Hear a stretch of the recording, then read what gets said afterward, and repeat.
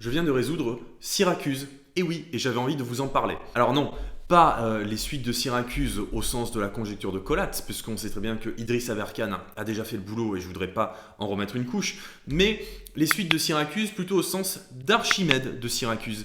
On va parler aujourd'hui des suites d'Archimède qui lui ont permis, le procédé itératif qui lui a permis de fournir une approximation de pi redoutable, surtout pour l'époque. Pour que vous compreniez bien ce qu'on va faire aujourd'hui, alors la vidéo va être séparée en 3 ou 4 parties parce que sinon ça va être beaucoup trop long.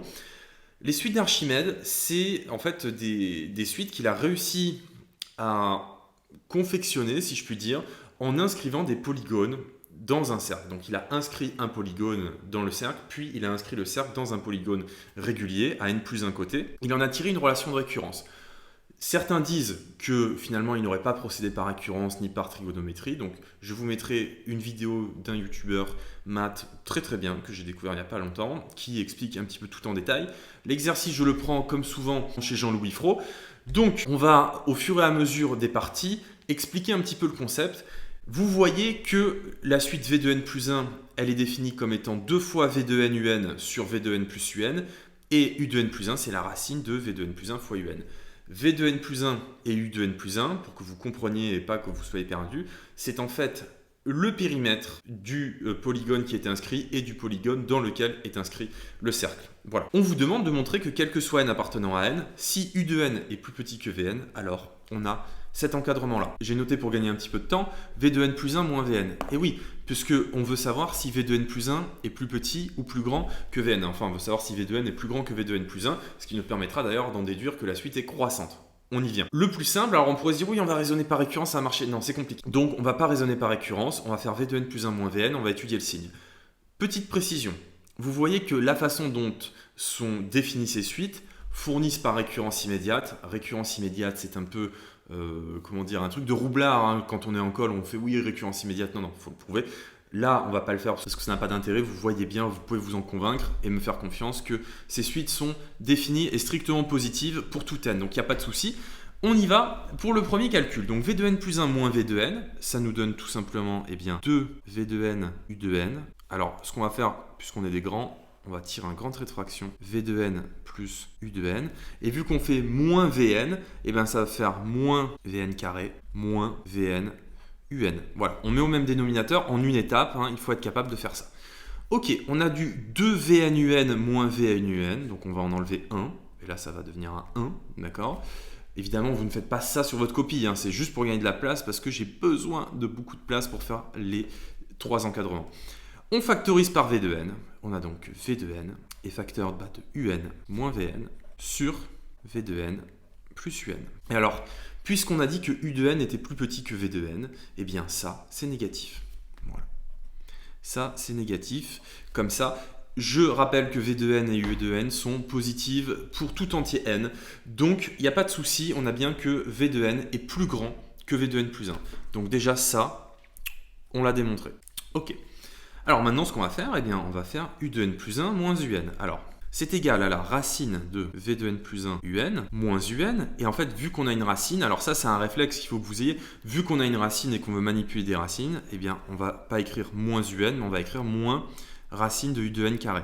Encore une fois, on a le droit de faire ça parce que un est positif, hein, sinon c'est une roublardise qui ne fonctionne pas. Donc on factorise par un, vous savez que la racine d'un produit c'est le produit des racines. On a donc la racine de un, facteur de racine de Vn plus 1, hop, moins racine de Vn, moins racine de un, excusez-moi, moins racine de un. On a dit que V de n plus 1, on l'a démontré tout à l'heure, c'était plus petit que Vn. Donc ça, c'est plus petit que racine de un, facteur de racine de Vn moins racine de un. Or, on a ça. Et donc, ça nous donne que ça, c'est positif. Positif. Et de fait, on a bien que U de n plus 1 est plus grand que un. Voilà. Ça, c'est démontré. Pour l'instant, c'est pas trop difficile. Maintenant, le troisième point, donc parce que ça, on l'a démontré. Ce qui reste à démontrer, c'est celui-là. Alors, celui-là, c'est le plus technique. Pourquoi ? Parce que on pourrait dire, on va faire V de n plus 1 moins U de n plus 1. Donc, je vais juste l'écrire. Donc V de n plus 1 moins U de n plus 1. Le problème, c'est que U de n plus 1, il y a une racine ici. Puisqu'il y a une racine, c'est quand même embêtant. Et donc, pour se simplifier la vie, on va tout mettre au carré. Encore une fois, on a le droit de le faire, on étudie le signe de choses qui sont positives. Ne nous précipitons pas. Si on écrit directement 2VNUN sur Vn plus Un, le tout au carré, on va passer à côté d'un truc intéressant. Parce que là, on a du V de n plus 1 ici. Du coup, V de n plus 1 au carré, c'est V de n plus 1 fois V de n plus 1, et de fait, c'est V de n plus 1 fois 2VNUN sur U de n plus V de n moins, du coup, le carré, donc V de n plus 1 UN. Et donc là, on factorise par V de n plus 1. On a donc V de n plus 1 qui est facteur de 2UNVN moins UN carré moins UNVN, donc de UNVN moins UN carré. Tout fait en une étape. Il faut que vous sachiez faire ça sans vous tromper. U de n plus V de n. Voilà. Et donc là, on finit de factoriser. Ça nous fait donc V de n plus 1 qui est facteur de UN fois un Vn moins UN sur UN plus Vn. Voilà. Et ça, c'est positif. D'accord? C'est positif. Et du coup, on a bien ce qu'on cherchait, c'est-à-dire que ça, c'est positif. Et du coup, V de n plus 1 au carré est plus grand que U de n plus 1. Donc, V de n plus 1 est plus grand que Vn. Le donc que je viens d'écrire, je suis un peu lourd avec ça. On ne peut le dire encore une fois que parce que les suites sont positives. 3, c'est plus grand que moins 4. Il n'y a pas de donc 3 au carré qui fait 9 est plus grand que moins 4 au carré qui fait 16. Ça, ce n'est pas vrai. D'accord? C'est uniquement parce qu'on manipule des quantités positives. Alors, petite anecdote personnelle, vous allez vous dire, oui, il a fait l'exercice avant parce qu'il a trouvé l'astuce trop vite. Vous avez raison, j'ai fait l'exercice avant. C'est juste que je n'avais pas appuyé sur play. Donc, je recommence la vidéo et donc, j'ai l'astuce beaucoup plus facilement.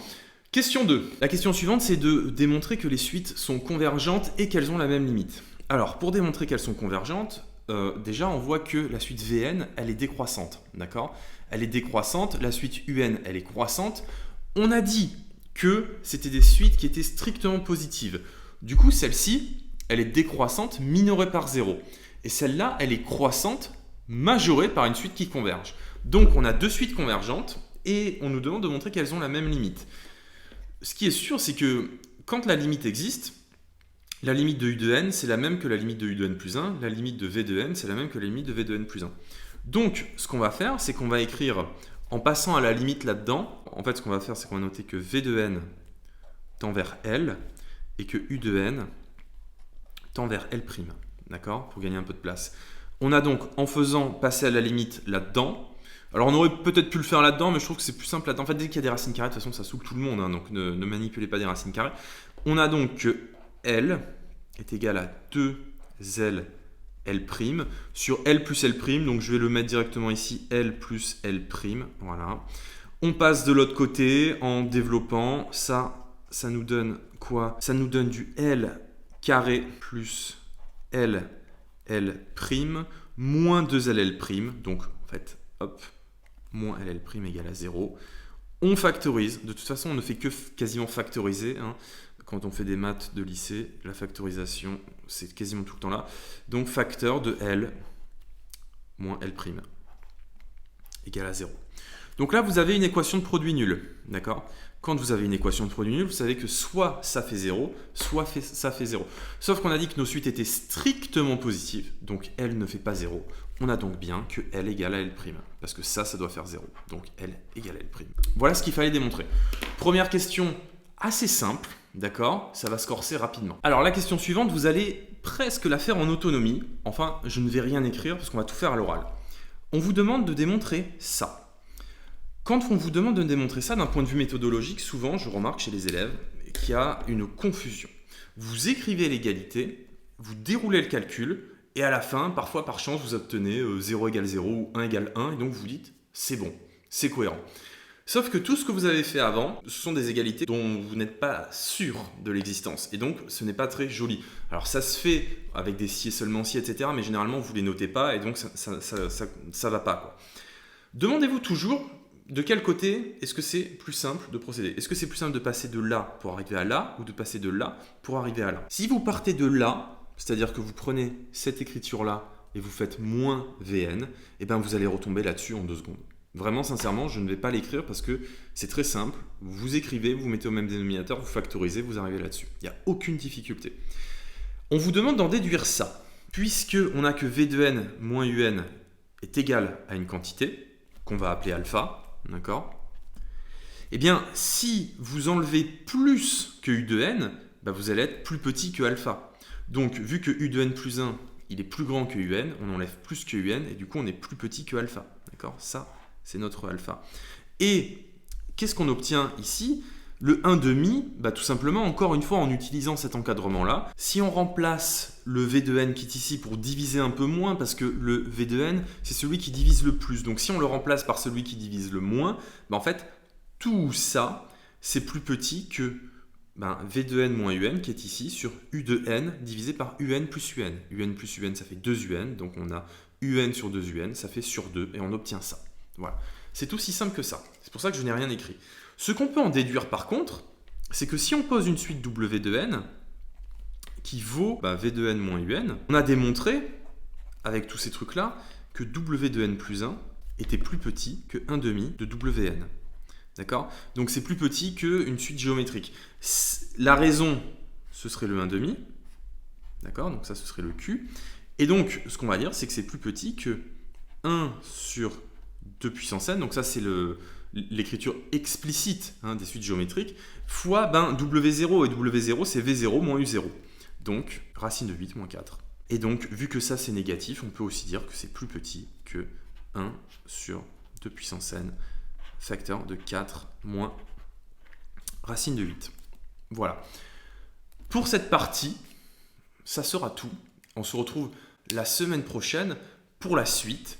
Et la semaine d'après, on fera donc la partie 2 du problème. En fait, la partie 1, je la fais en 2 étapes. Et on fera la partie 2 du problème, donc dans 2 semaines, où on va traiter de beaucoup de trigonométrie. Donc, revoyez votre trigonométrie parce que ça va être très utile.